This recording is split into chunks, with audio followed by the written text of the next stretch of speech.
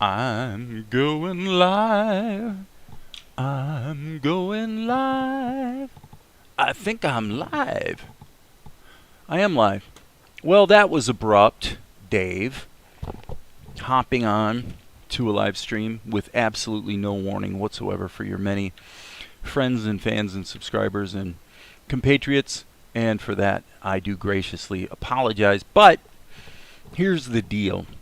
This was a little bit impromptu, and I'm kind of seizing the day between a few other things that are, going on today. So, right now there's nobody out there, which isn't entirely unusual because I just hopped on and, nobody knew. So, again, I apologize profusely for the abrupt entree into your world. But, Valerie is doing something with an umbrella, and it is not raining today. What's up with the umbrella? Computer. Oh, she's shading her laptop. She's been working on a book and doing a lot of typing and having, since it's so sunny out there, having an umbrella is kind of a brilliant idea, actually. Okay, so I had a horrible experience. I think it was yesterday. I actually did try to live stream yesterday, and there was a cascade of circumstances that worked against me. The first one was that for some reason yesterday or 2 days ago, I waxed philosophical about what one could argue are fairly controversial topics, getting into all the things that we don't talk about, like politics and religion. And then the next day, it's like I'm having trouble accessing comments to respond to them. And then when I went to live stream, the normal interface that you see in YouTube, to go ahead and bootstrap a new live stream, was not there. It just gone. And so I'm like, did I get a strike because I talked about something I shouldn't? I don't think so. I don't think that's what happened. I think it was just a technical thing having to do with the Brave browser. I use a browser called Brave, which is basically built on Chromium, so it's really a variant of Chrome, actually. And some things that were acting a little winky once I went to a incognito window where all your data that's accumulated is basically ignored, kind of like a fresh new session, then everything started to work. So anyway, so I was just creating a video that I was going to upload, and I got partway into this scene, and the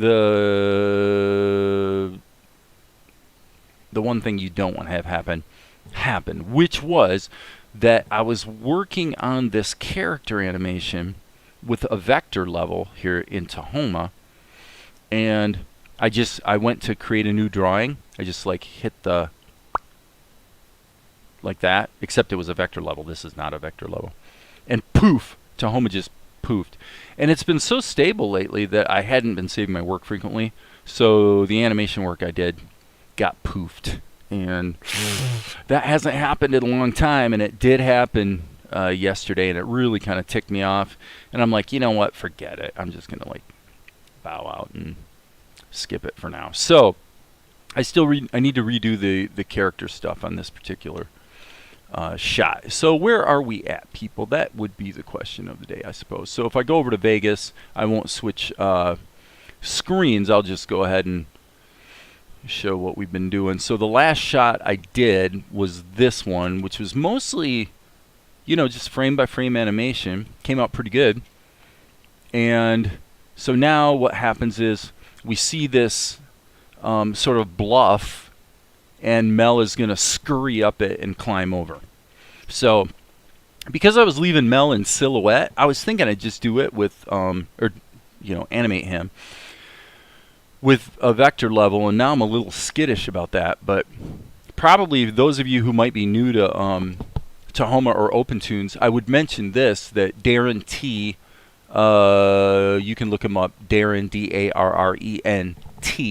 He's got a YouTube channel that's all about OpenToonz, and he's got a video queued up that you may want to watch if you're a beginner, especially talking about OpenToonz 1.5. You know, what's new, what's exciting, yada yada yada yada. What I'm using is Tahoma2D, which is a fork of OpenToonz. For all intents and purposes, for most people, most of the time, it's the same program. I just use Tahoma because it allows you to cut and paste across the Windows clipboard from other applications. Ironically, of late, like for the last 2 weeks, I've hardly used any other applications. I really haven't been in Krita much at all. So what we have here in the background is kind of interesting. It would have been more interesting if you had seen the video that I was working on when all of a sudden Tahoma decided to blow up. But what I have is essentially 2 layers. Let me go ahead and hide this. Okay, and then as you see here, I actually put the sky and the foreground in 2 different layers, and they were actually one single drawing. And what I did was I just went into the drawing. I hit the S key and just put a lasso around the stuff that was part of the sky, and then cut and pasted them into a different vector layer. And the reason I did that is that if we turn these guys back on, once Mel scurries up this bluff and climbs over, we basically got an over-under situation where our character is in front of the bluff until he gets to here, and then he's going to be behind the bluff, you know, behind this layer. Actually, sorry, behind that layer, but still in front of the sky. So I needed to split the sky off from the bluff, right?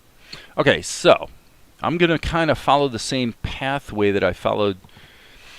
Was it yesterday or was it 2 days ago? I don't know. When I tried to live stream and everything went the way of the buffalo. Okay, so what should we do? Should we go ahead and use a vector layer again and take our chances? I think we will. So what I'm going to do is create a vector layer, or a vector level. Boom. Okay, so now we have a vector level, and the reason I'm doing that is that not only do you get the infinite canvas with vector levels, but it gives me the ability to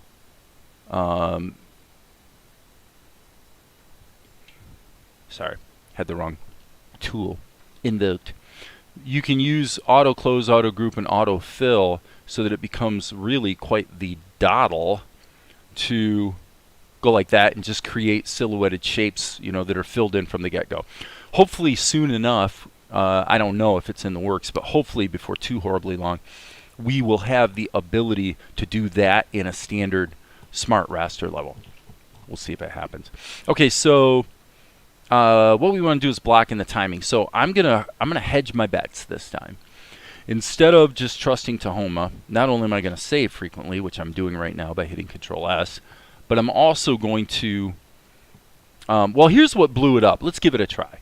So what I did was I actually went to another cell and just started drawing. Boop. Ah, that did it. It did it. I did it again. Okay, so we've uncovered a bug. Now I had saved my work, so it's no big deal. We'll just rerun Tahoma, and I'll show you how we'll mitigate that problem going forward. That's not supposed to happen. If you go to a frame and there's nothing in it, you should be able to just draw, and it'll just it'll automatically create a new frame. Okay, so what I'm going to do is I'm going to come over here, and I think I want to hit the insert key. Okay. What I'm going to do is I think there's going to be a maximum of about a dozen cells. So let's just create a dozen. Okay, so we're going to make them in advance so that we're not confusing Tahoma with the matter of having to automatically create them when you click to draw, because apparently that makes Tahoma just go and disappear in a big way. Okay, so now our drawings are effectively out of order. So what I'm going to do is go into this vector level right here, hit the S key, grab this, cut it out, and just paste it into the first drawing like that. Okay, and then this, to keep everything clean, probably the best way to do this would be just drag it into a new level and delete that one and save my work. Okay, so now I can animate straight ahead. So the way I will do that is I'm not going to use frame auto creation, which works perfectly well in smart raster levels, but So why don't we do this? Let's think about this for half a second. If we're using a vector level is inherently scalable. So why don't we do this? Let's grab this guy again.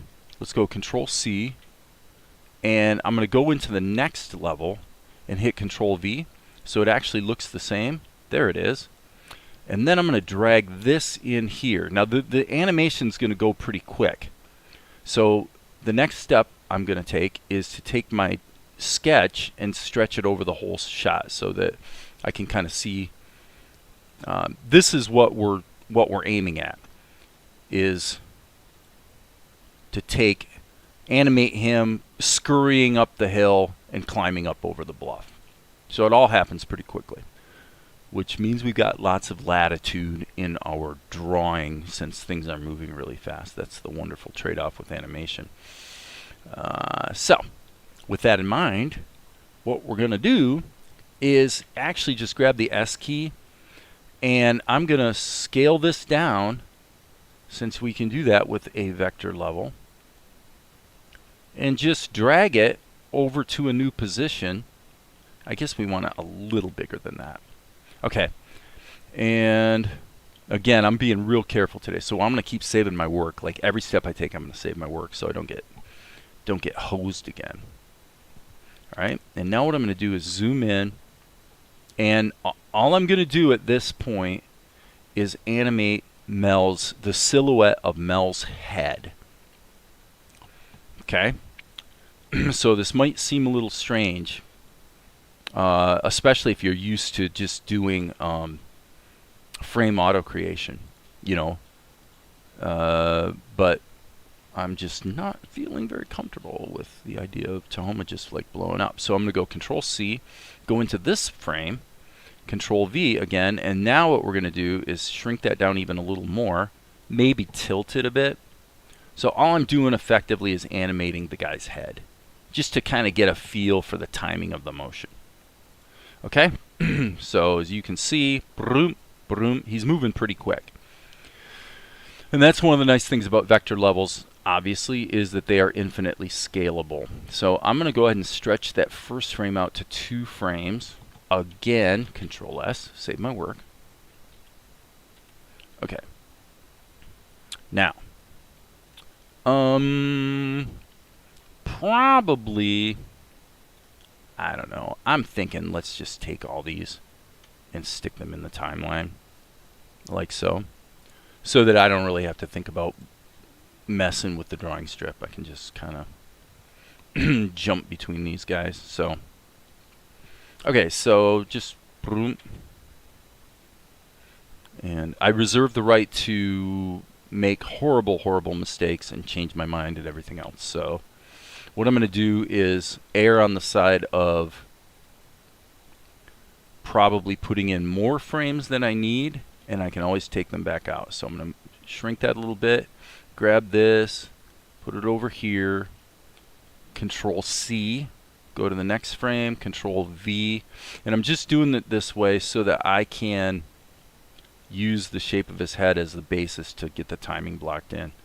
At this point, the shape of his head's starting to fall apart a little bit, so this would be a good place to maybe, I don't know, I was going to actually change it, but now that I look at it, maybe a little bit.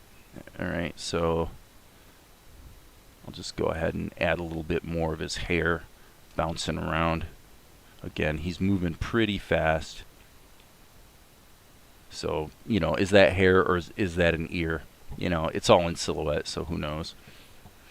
Who's out there right now? It looks like we've got 1 concurrent viewer. Who's visiting today? Say hello. That's why I live stream, is so I can, you know, hang with you guys and chew the fat a little bit. As we like to say in the old US of A, where we don't actually sound like that. Alright, Control C. Now I'm going to go to the next one, go Control V, and now once again, shrink it just a little bit, drag it up here, And I'm going to just keep going on this track. Let's go here. Oops, that's not what I meant to do. Go here. Control V. Maybe shrink it a tiny bit, but basically, now we're just getting the guy up and over the bluff. So Control V. I'm going to pop him up like that, and we're going to want to kind of draw him groping over the edge. At this point, we probably could shrink it a little bit again. Yeah, that looks pretty good. Control C, Control V. Now at this point, what I'm going to do is shrink it kind of a lot, rotate it, and now I'm looking closely at my drawing to say where would his head actually be relative to that drawing there. Okay, and then from here on, there's no point adding the head because we're not actually going to see it. Okay? So now, the question becomes, how's it looking? Go. Okay, and the thing is, of course, we could put some pauses in there. I'm kind of feeling one right, boom, right there, I think. I think that shot could probably be extended one frame. And I'm going to go ahead and start building out the drawings that are the key drawings that I definitely know what they're going to look like. Like this one, you can see what his arms are doing if you look. I don't know if you guys can see it, but if we turn this up a little bit, you can see what his arms are supposed to be doing. So I'm going to grab this drawing. Again, save my work. Save early, save often. And okay, and one thing I want to do is take the smoothing and turn it off, and I think I'll turn the accuracy up. There's a bit of a trade-off with that because it makes the drawing more fluid with the vector level, but it also makes vector shapes that are going to have a lot more nodes in them. So potentially it's possible it could hamper performance to a degree, you know, but so far obviously we're not seeing that. So obviously this, if it was turned off, this is what we would see. So he's going to be totally in silhouette, but I'm going to leave that on there just as a guide, right? So shoulder, forearm, or I'm sorry, upper arm, forearm. Let's say we'll call that sort of the meat of his hand. Here we're kind of foreshortened a little bit. Not so much on the forearm. There's Mel's little derriere. Leg. And by the way, at some point I may be ducking out on you guys. My son's got some things he's doing with some clients, and then we're talking about maybe going and playing tennis today. So I reserve the right to leave to go play tennis at some point.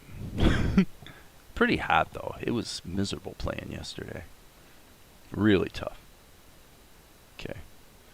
Now as you can see, vector levels, you have that infinite canvas, which is pretty cool.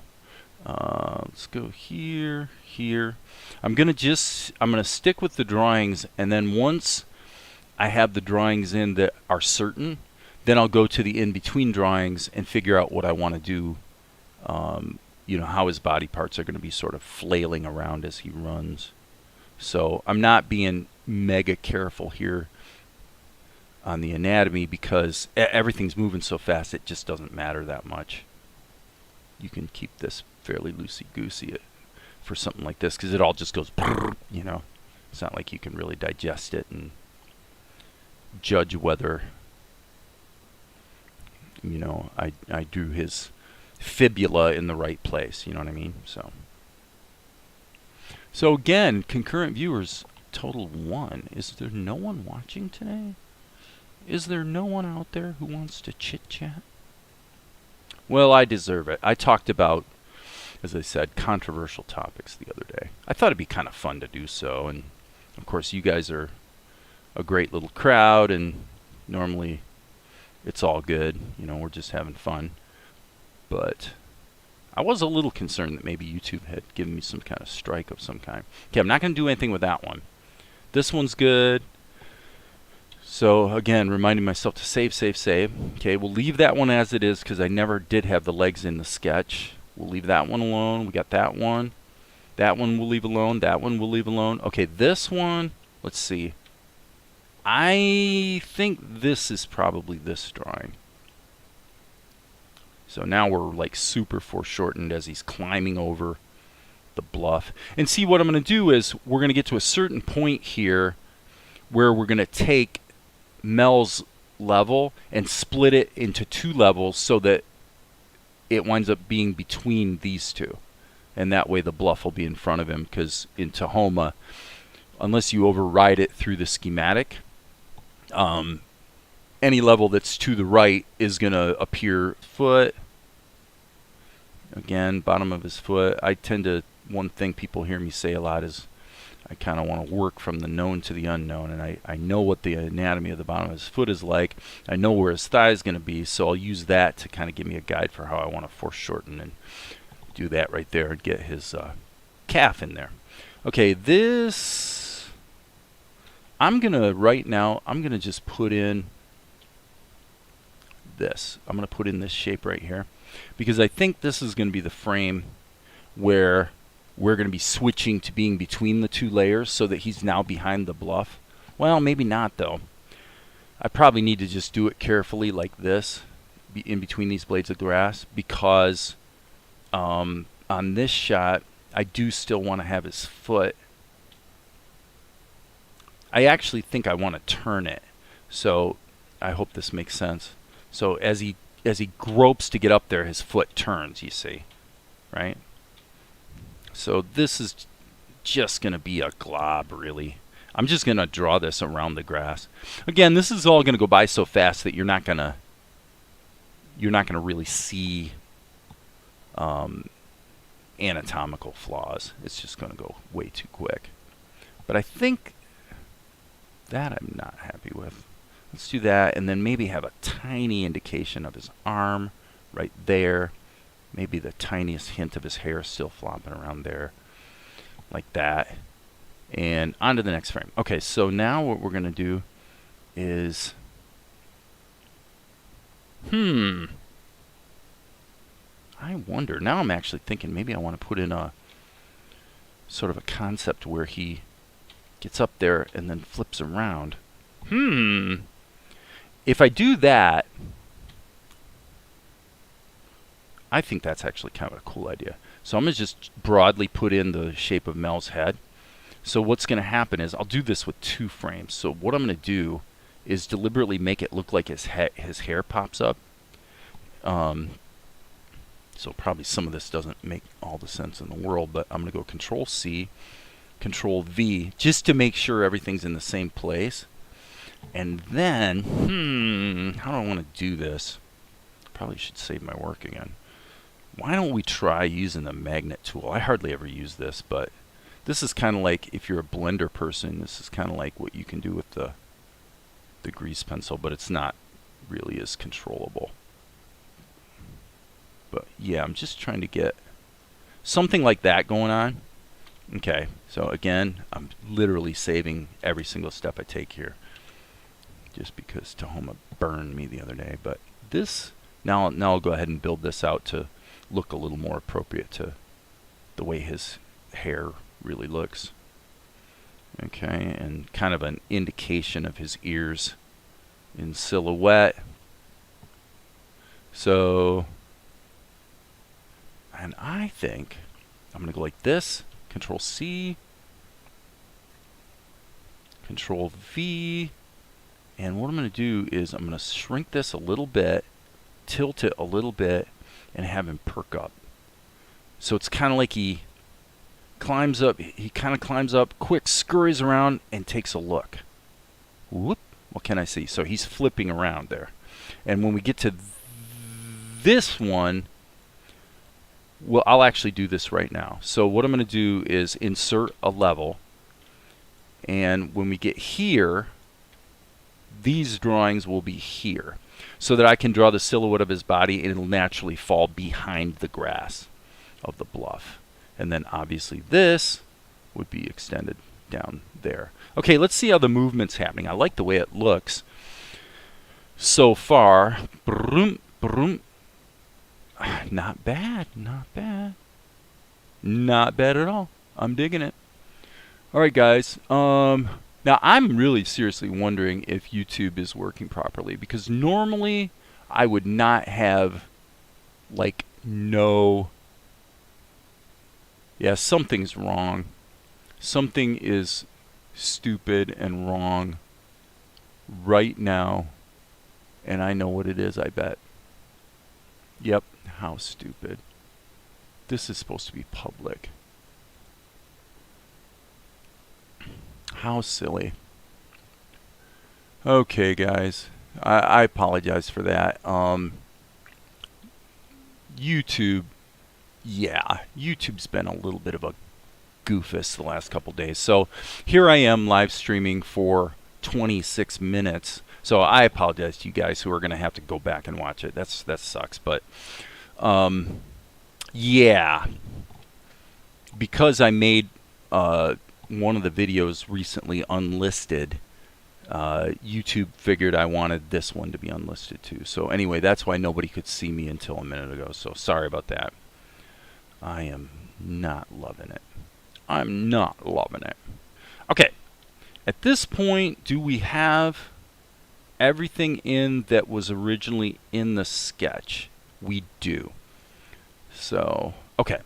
So that means we can just turn this level off. There's no benefit to having the sketch still in there at this point. What we probably want to do, though, is turn on the onion skins so we can see, and I'm going to actually turn on onion skins before and after so that I can see what his arms are doing, because he needs to be like really flailing around and stuff. And I should have guessed earlier that this video had been slated as unlisted, because every other time I've had a situation where I've been live streaming and, you know, how come nobody's around, right? That's been the problem. So again, I seriously sorry about that. Seriously sorry about that. So now what we're going to do is we're using a vector level, and let me just think about this for a minute. I'm going to kind of wing this a little bit. Maybe something like that. I think we'll just put his body in silhouette. Okay. Here, I would say let's reach. So always working from the known to the unknown. I'm going to basically put an indication of his shoulders so that I can kind of feel him reaching out to get to this position. We'll deal with his hands later. Okay. If we're going to do this, then we want to indicate a hand here, and then the other hand is going to be reaching. So he's going to have a hand reaching up like that. Yep. Boom, boom, boom. Okay, yeah, so he would be basically doing a pull-up here to get himself up to... Let me check this. Okay, that's going to be bent, so he's got a hold of a ledge there, so actually this hand should probably stay where it is. And probably hunched shoulders as he's kind of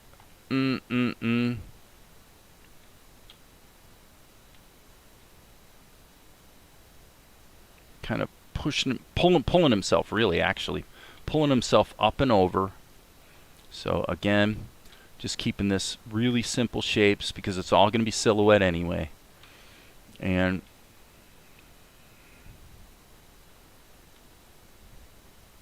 okay, and then he gets to here, which we'll deal with his sort of anatomy situation there here in a little bit. So there's that and that. This, I'm just going to keep this loosey-goosey. Okay, here, what would he be doing? He's reaching out, so we'll say that his hand is here. All right, so for simplicity, we'll make his arms kind of on the straight side here. So he's leaping up there.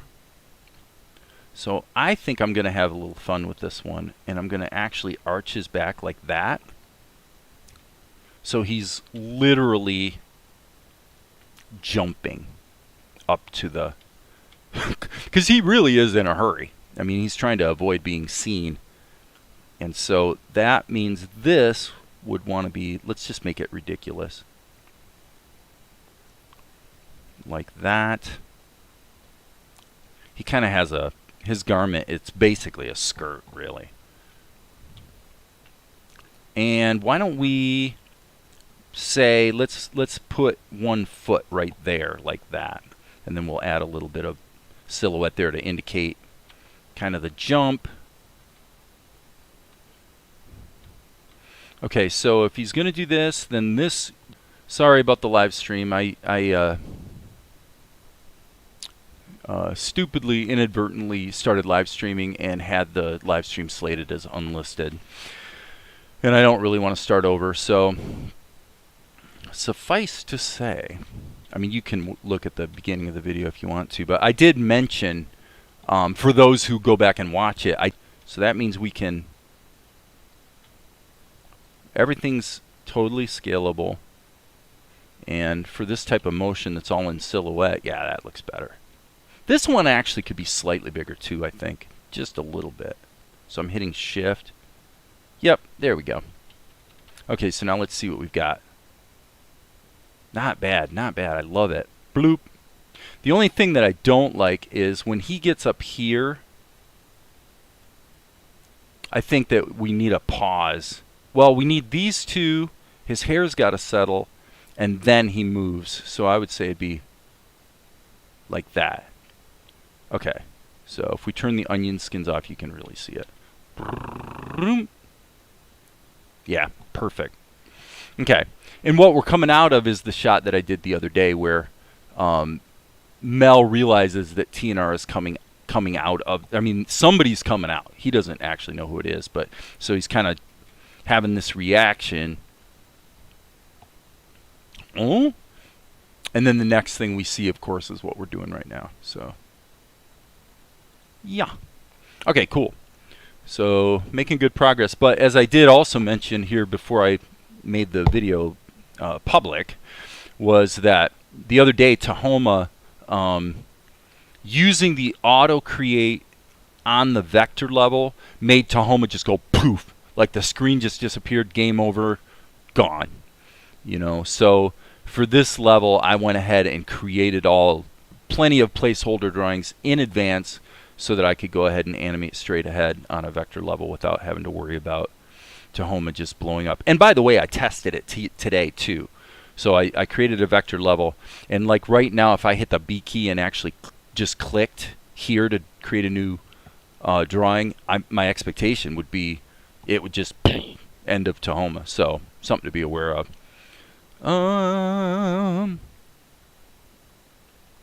Something to be aware of. Okay, so now let's start getting a little bit more attentive about anatomy. So this is not the right solution for every shot, but there are definitely plenty of cases where using a vector level so that you have scalable, you know, you can just draw these shapes and scale them if needed is definitely pretty cool and useful. Here, do we really need to draw his fingers kind of groping for the wall kind of thing? Probably. I'm going to keep it very loosey-goosey because it goes by really, really fast. Nobody's going to, you know, if appropriate motion blur was in place, it would look less anatomically correct even than that. So, and here it's a bit silly because his, he looks a little bit muscular. But again, for everything moving so fast, I think we're in good stead. So I'm drawing that to indicate his waistline. Waistline's up there. He pops his legs up. Okay. So scramble. Okay, now the question becomes, let's turn these onion skins back on. What is going on? Okay, so yes, here, his foot, we need to get that foot in there. Okay, where does it end up? I think we need to try to grab a bluff little edge or something here. So I would say I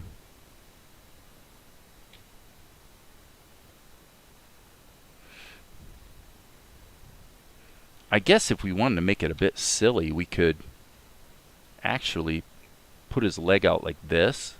Let's try it. We can always change it. So again, I'm making the drawings really sketchy. This is only on the screen for 1 frame. All we need to do is feel the way he's moving.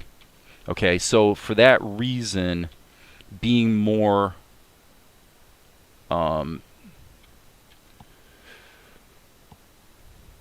outrageous, I guess, with the motion is probably a good thing in this case. Okay, so now here what we're going to see is we're going to see the bottom of his foot pushing off there. Here it would be kind of similar, like we can kind of feel the bottom of his foot there pushing, and now it's going to be, this may be in the wrong position, but that's where the bottom of his foot would be. And then he scurries up there. So let's turn the onion skins off and make sure we're kind of on the right track here. And then basically we'll fill in the gaps, you know, as far as the silhouette areas that aren't yet kind of filled in there. So, I mean, that feels really good, I think. Definitely. This is actually this is where 8 frames per second animation really is cool and fun, because you can really get some slick motion happening. It's just inherently fun to watch because it all just blitzes by so fast. Okay, now this, I'm going to go ahead and put an indication of his knee there, because it looks to me like his thigh's going to have to be foreshortened. So there, that filled in the area around his bottom of his garment. This, we'll put a knee there. Yep, we'll put a knee there. We'll put a butt there. So these things just serve as guides to get the anatomy blocked in. This is going to be the round, meaty part of his calf. That's all good. So now let's just start connecting the dots, as it were. Isn't that cool? So fun, so easy. Who's out there? Who's out there besides Darren? Is no one there today? I mean, I understand why you weren't there earlier, folks, because Bonehead Dave had his video unlisted, for which Dave is greatly sorry, greatly embarrassed. Knee, thigh. Okay. Then connect up the tissues, as it were. Thigh, skirt. Here we're going to have a deltoid like that, all glumped up, which means elbows here, elbow here. Yep, this one's going to be probably something like that. Gosh, I tell you, I really enjoy doing stuff like this. It's so loose and fun, and yet it looks cool, you know? Okay, here we got to put in a forearm. Let's just keep it simple, connect that up.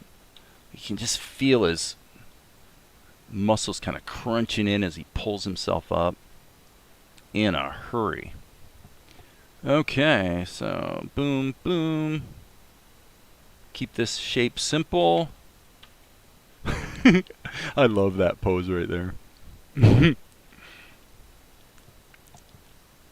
now we'll just kind of fill out the knee area. Okay, so now we got to jump over. Let's save our work, by the way. Save, save, save. All right, so now we'll jump over here. This is actually part of the same level. You can see over here on the level strip, I just moved these cells over into this level, so that now he's behind the bluff. So that makes it easy to just put in a neck, neck, neck, neck. Okay. Let's call this shoulder girdle. I'm going to go ahead and put on the onion skins, because for this drawing, the only thing that's really supposed to change is his hair settles, right? In fact, I think we should exaggerate it. I don't think it's clear enough what's going on there. Okay, so that means this is going to be the abdomen, or his thorax, really, if you want to use the bug nomenclature. Okay, and now this is basically showing his arms extended out. Same thing again. Same thing again. And then just a slight change in the pose here as he sort of settles into examining the situation to see what he can see. Okay, onion skins off. And we might actually be getting close to done. So, interesting way to work on the motion. Well, you know, it's, as I always say, man, work from the unknown to the unknown. If you can kind of feel, like with the shoulders, you know, if you can feel where they're supposed to be, then get them in there. And even if you weren't doing a silhouette, it would still work, because you could still use all those little balls, you know, sticks and balls, as a guide.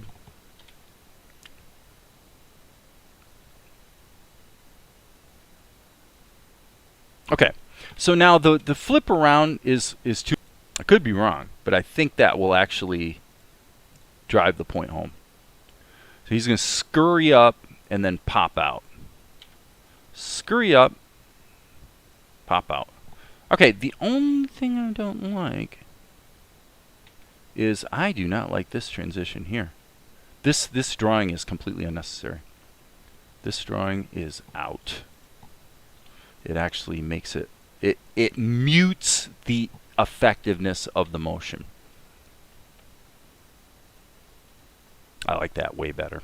And there you go. There you go. Not a bad shot. And then now what we can do is this. Let's do this.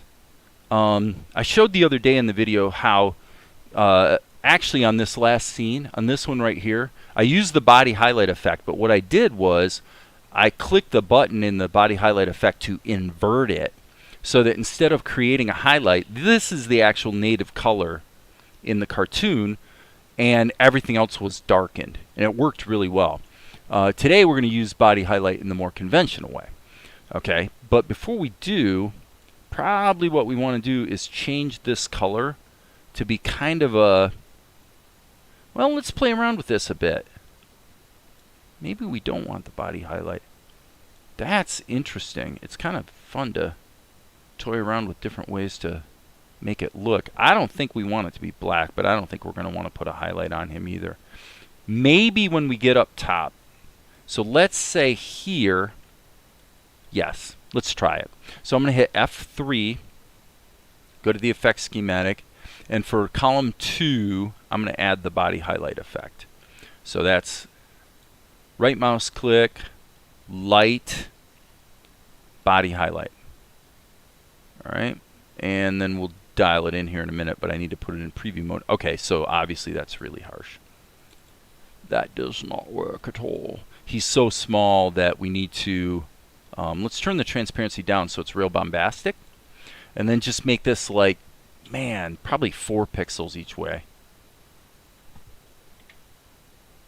Yes, there you go. Maybe a little more.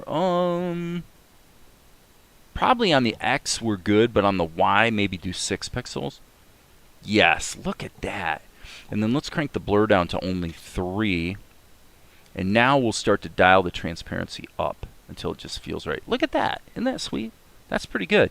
So I don't want that when he's climbing up the bluff. There's no reason for it here. But I'll go ahead and let that play around a couple times so it caches in memory. And it probably goes without saying that shadows would be worth considering. Okay, and another thing is we're kind of breaking the rules in terms of the composition. We're kind of pushing the limit here a bit. Okay, so let's do this. Let's take This is if you're wanting to learn about, you know, creatively how to use well, hang on a second and I'll show you. If we look at, if we go to standard view, we can see that the we've got an infinite canvas. So what I'm going to do is I'm actually going to save my work, but then what I'm going to do is I'm going to expand this drawing. I'm going to make it wider so that I can then shrink it down a little bit, parent Mel to the bluff so that he gets shrunk down exactly the same as the bluff, but by drawing a little bit more rock action, mainly I would say on this side, that will allow us to shrink it a bit and not have it actually, you know, have the edge appear in frame, right? Okay, so I'm going to hit the, after I save my work again, I'm going to hit the G key, and that grabs this color so that I can just go ahead and I'm just going to add a whole nother level of shape like that. All right, and now every time I hit the G key, what it's doing is it's not sampling the color, it's sampling the palette entry. So it grabs that palette entry like that, so that I can go ahead and put the you know, put the correct color down.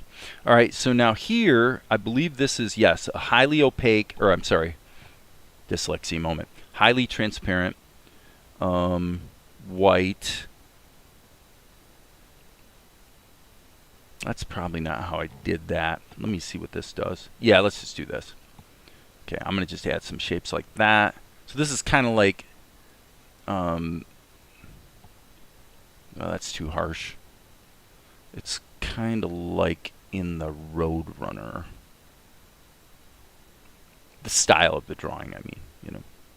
Hit the G key, B key. Let's grab this and just kind of add a little bit more greenery. When I did it before, I kind of added a little bit of greenery that was catching some light from the sun.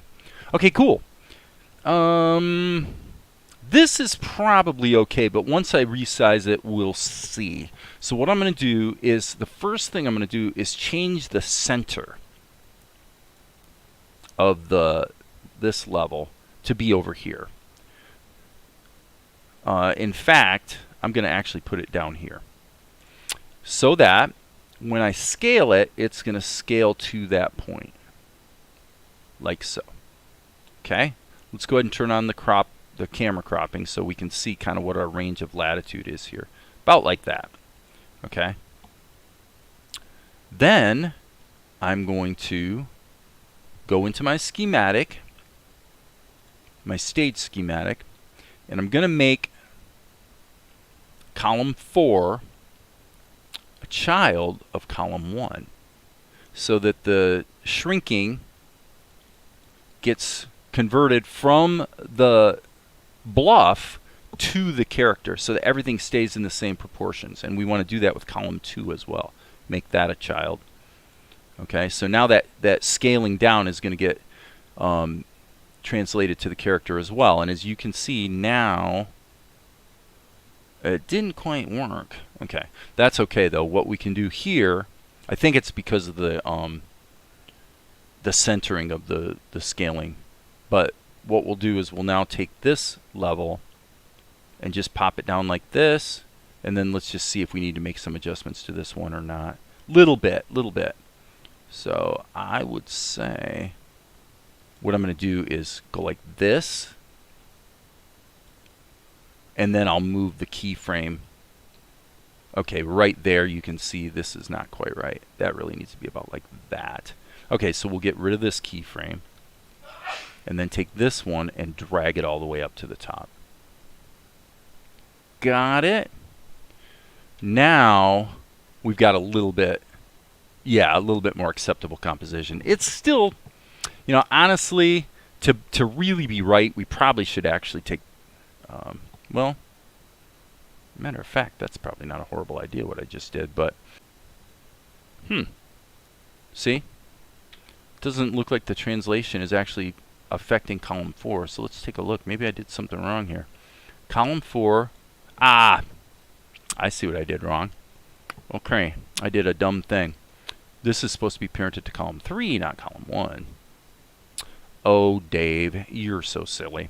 So what does that mean? Well, it probably means that I'll just start clean here. Probably means these two adjustments are not even needed. Let's find out. Yeah, that's what we were after. Okay, cool.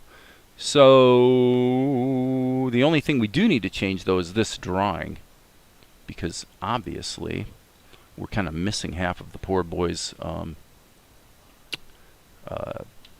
skull here. We can't have that. I hate it when my skull gets removed. Column 1 is this guy. Thank you. Yeah, thank you. I wasn't looking at the comments, so I apologize for that. Yeah. Darren. How can I be such a silly goose?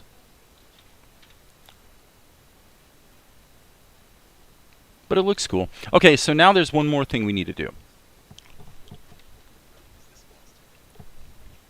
Probably an extra. So these are the two we need? Okay, cool. Sorry about that. Kyle's got his graduation commencement today. So that's something that's on the agenda. Okay, so now do we not, people, need some shadows? I think we do. So we could use an effect. We could use kind of a cast shadow effect. But my sense is that this shadow situation is going to be a little more complicated. Actually, the simple solution would be to just draw the shadows. Just do it manually, actually. So, Darren T said, "Hi, Kyle." Darren T. He says, "What's up, Darren T?" The legendary Darren T from England is congratulating you on your graduation. So, cool stuff. All right, so now what we're going to do is we're going to insert a column here, and then we're just going to wing it. So this is also going to be a vector level. We're doing everything with vectors today. Can you believe it? Who would have believed that I would be using vectors at all, let alone like I'm using them today? So we would have no shadow here. What about here? Yep. So here what we're going to do is we're going to go like this. Just go like that. Okay, and now let's turn on the onion skins so that we can just do this. And what we're going to do is we're going to blur this shadow. So you guys will see this is going to make perfect sense here shortly. Okay, we're going to put that on there. And again, there's 100 different ways to do the shadows, but I think in this case this is probably the simplest, cleanest, most predictable methodology. So, and the fact that we're going to blur it is going to make it kind of work. So I'm just essentially drawing a really simplified shape here. Yep, there we go. Turn that over there. Doesn't take a lot of time. Doesn't take a lot of anything. Just get it in there. And a little bit of a shadow groping over the edge there, and that's it. Okay, so now what we're going to do is we're going to turn the opacity of it down. And File, Save All. What we're going to do is check our scene settings and make sure this is ticked. Enable column color filter and transparency for rendering. We'll turn the onion skins back off. And now what we're going to do is blur column 4. So let's go to F3 for the schematic, go into the effects schematic. We're going to take column 4. I believe here it is. Yep. And we're going to add a blur. Shouldn't require too much of a blur, by the way. So there's column 4, which is, of course, the shadow. And we're going to add a blur. And what you will see is it's going to be way too blurred, right? So 45 pixels is way too much. Let's just do 10 and see how that looks. Gosh, that almost feels too soft still. Let's try 7. Yeah, that's about right. Okay, so now, having done that, we can dial this down. Yep, I think something like that. All right, let's save our work and just let it run. Let it sort of cache and see how it looks. I can't believe how you've adopted vector level. Yeah. Yep. I mean, I definitely think they're great for shadows and whatnot, but I'm making some adjustments, and then we're going to fix one. Yeah, that looks good. That's what I wanted.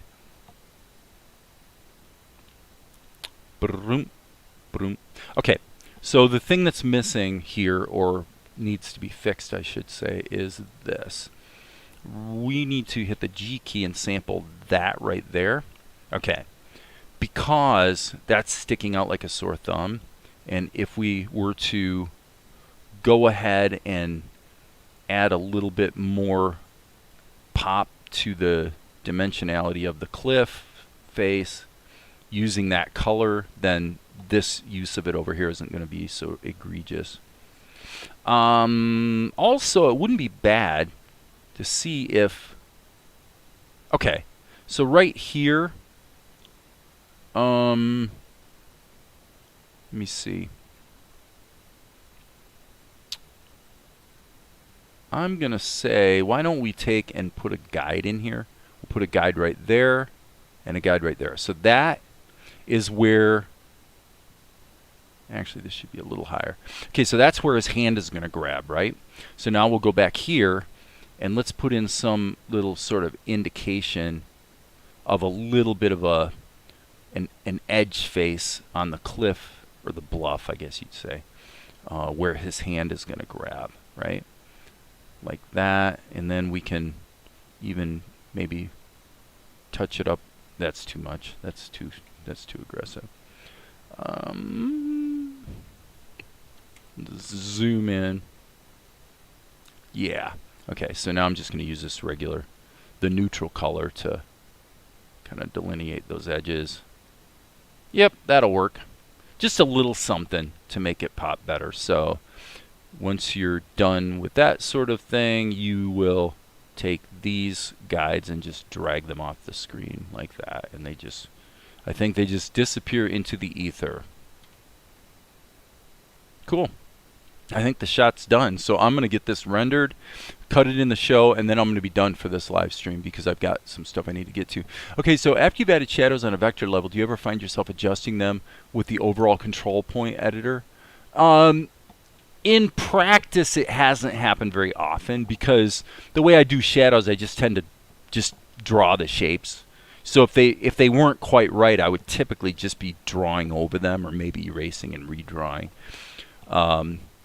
It's maybe come up a couple times, but it's certainly not a bad way to go. In a case like this, if you didn't have the character changing shape with his arms flailing around, if it was just something, you know, a static shape that was being animated, then it would make more sense to create a single shadow and then perhaps just adjust control points and or resize it as you go forward in time. But anyway, I'd say we're looking pretty good. I need to check my render settings, my output settings, and scene 550 render. It looks like everything is good, so save and render. Ooh, that was quick. Man, that was quick. All right. So now we're going to transition over to here. Hey, Inio-san.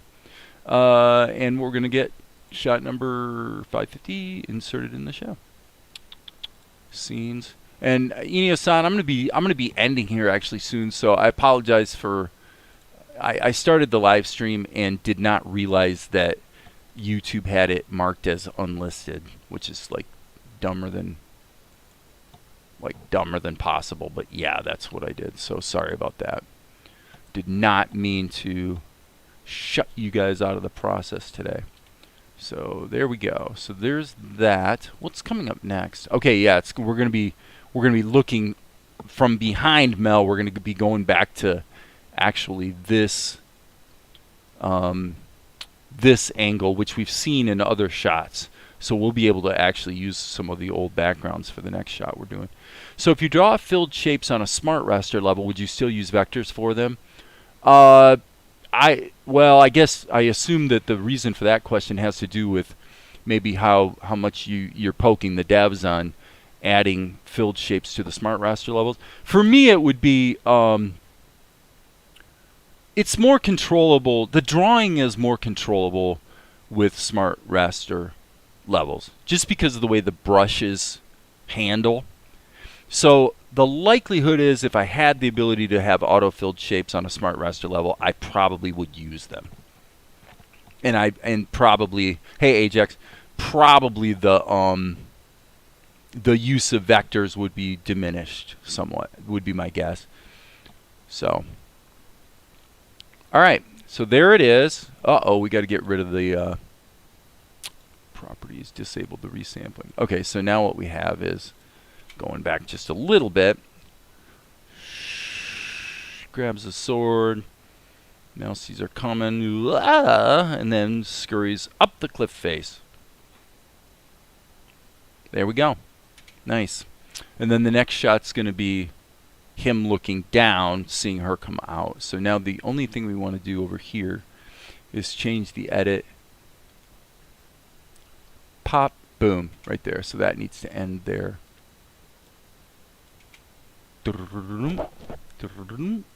Pop. That worked.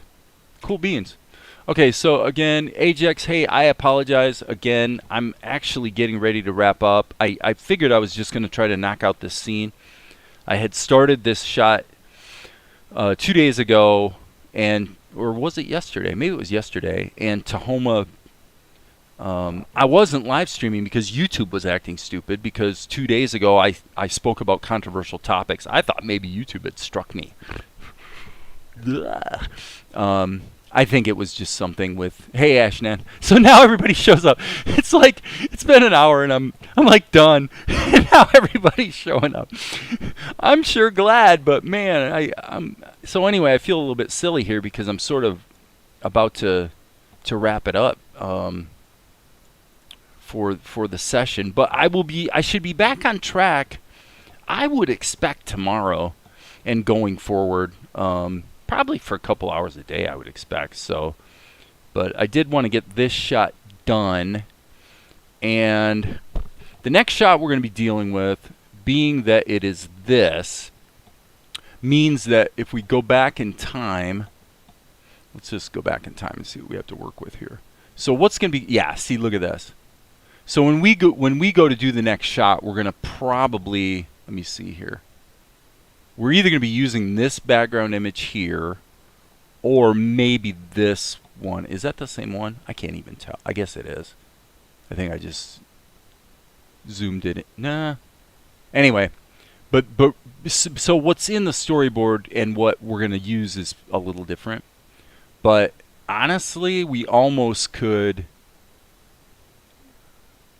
almost steal the assets from this shot. This shot is going back to a time when I might have been using Krita. So in a way it's good because I've been wanting to, there it is again. I've been wanting to kind of move more and more and more of the work from Krita over to Tahoma. So there's sort of a process for that I'll be unpacking sort of one scene at a time as we deal with it. But so I'm actually looking at Vegas. You guys are seeing the actual display of the show full screen while I'm looking at this. But yeah, there's the shot. I mean, this is what we're going to be. So we've seen this many times. And I could totally see where, excuse me, itchy nose. Could totally see doing some judicious fixing up on this paint work as well. But that's an ongoing process of trying to improve things a bit.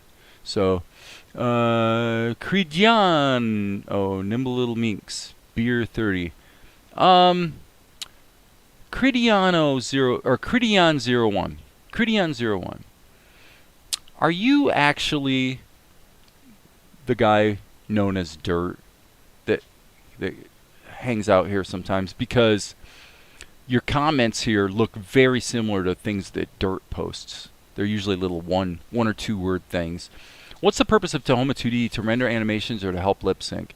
Well, I don't use any conventional lip sync tools. You know, I do lip sync kind of anime style. So you've got a closed mouth, a slightly open mouth, a really open mouth, like open, more open, and almost closed, and then or actually closed. So you got 4 shapes.